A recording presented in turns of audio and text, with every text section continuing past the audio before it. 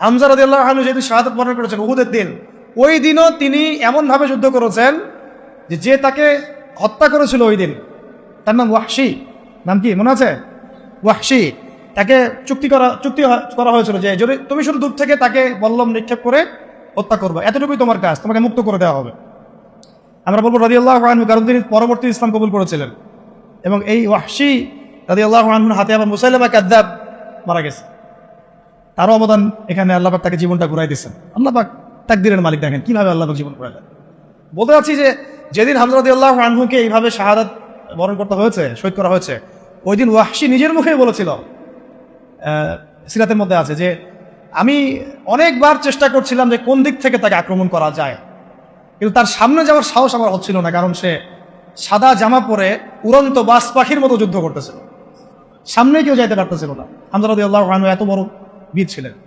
পরবর্তীতে তিনি বলেন যে আমি পাথরের আড়ালে লুকিয়েছিলাম, পিছন দিক থেকে আমি তাকে দূর থেকে বর্ষা নিক্ষেপ করেছিলাম, যেটা তার নাভির নিচ দিয়ে এদিক দিয়ে বের হয়ে গেছিল।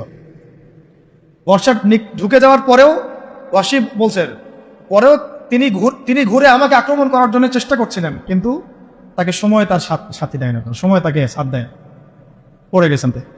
তো মানে যখন বর্ষা ঢুকে গেছে তখনও তিনি তরল উঁচু করে মারার জন্য চেষ্টা করেছিলেন, কিন্তু শেষ মুহূর্তে পারেন।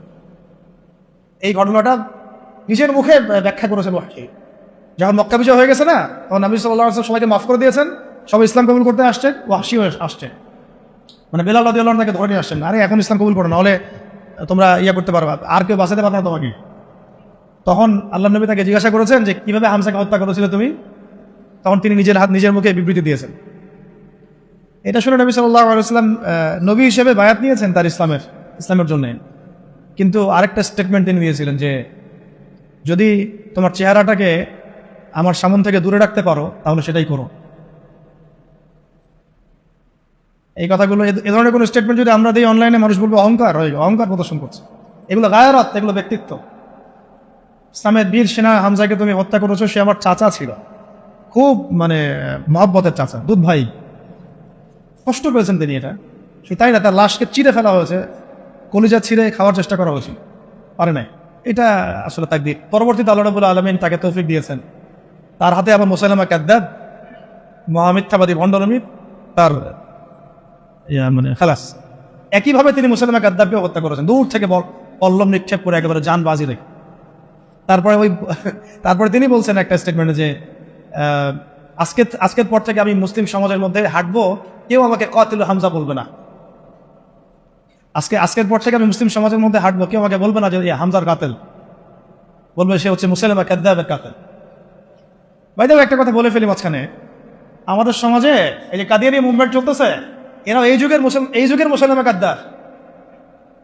এরা কি এই যুগের মুসাইলামা কাযযাব? যদি আমরা দেখি যে ওরা এখন আবার ওদের মতবাদ প্রচারে স্বাধীনতা পাচ্ছে, আমরা এটা চরমভাবে প্রতিবাদ করবো ইনশাআল্লাহ। এবং উত্তরবঙ্গ জুড়ে এদের কার্যক্রম তো বেশি, আপনারা তো জানেন। এদেরকে যেখানে পাবেন সেখানে শায়েস্তা করবেন, জ্ঞান দিয়ে, জবান দিয়ে, আদর্শ দিয়ে, সব দিক দিয়ে। এদের সাথে কোনো উঠা বসা চলাফেরা করবেন না, মুআমালাতি করবেন না, কোনো ব্যবসা বাণিজ্য করবেন না।